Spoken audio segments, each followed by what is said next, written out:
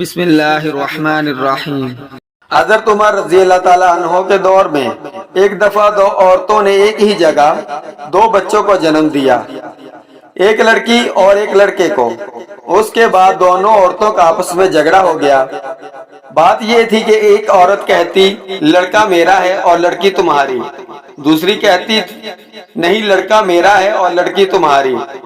لوگوں نے جب ان کا جھگڑا دیکھا تو ان دونوں عورتوں کو حضرت عمر رضی اللہ تعالیٰ عنہ کے پاس لے گئے اور سارا قصہ بتایا اور کہا آپ ان میں ٹھیک فیصلہ فرما دیں۔ حضرت عمر رضی اللہ تعالیٰ عنہ نے کہا حضرت علی رضی اللہ تعالیٰ عنہ کو بلایا جائے، وہی ان کا فیصلہ کر سکتے ہیں۔ جب حضرت علی رضی اللہ تعالیٰ عنہ آئے تو لوگوں نے سارا قصہ حضرت علی رضی اللہ تعالیٰ عنہ کو بتلایا۔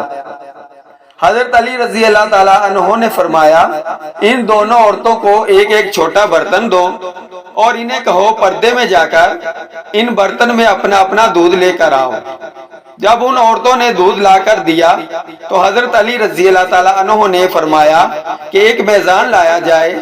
جب میزان لایا گیا تو حضرت علی رضی اللہ تعالیٰ عنہ نے اس میزان پر دونوں عورتوں کا دودھ رکھ کر تولا تو ایک کا وزن کم تھا، دوسرے کا زیادہ۔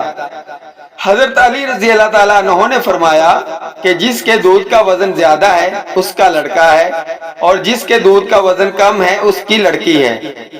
یہ دیکھ کر لوگوں نے کہا اے علی رضی اللہ تعالیٰ عنہ آپ نے یہ فیصلہ کہاں سے اور کیسے کیا؟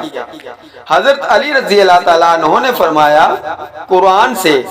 سب لوگ اپنے اپنے گھروں میں جا کر قرآن کھول کر دیکھنے لگ گئے کہ کہاں لکھا ہے دودھ والا قصہ۔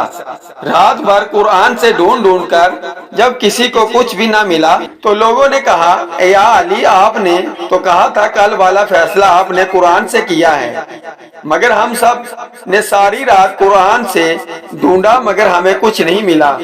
حضرت علی رضی اللہ تعالیٰ عنہ نے فرمایا کیا قرآن میں تم نے وہ آیت نہیں پڑھی کہ مردوں کا حصہ عورتوں سے دگنا ہوتا ہے؟ سب نے کہا ہاں یہ آیت تو ہے۔ حضرت علی رضی اللہ تعالیٰ عنہ نے فرمایا اسی آیت سے ہی تو میں نے وہ فیصلہ کیا تھا۔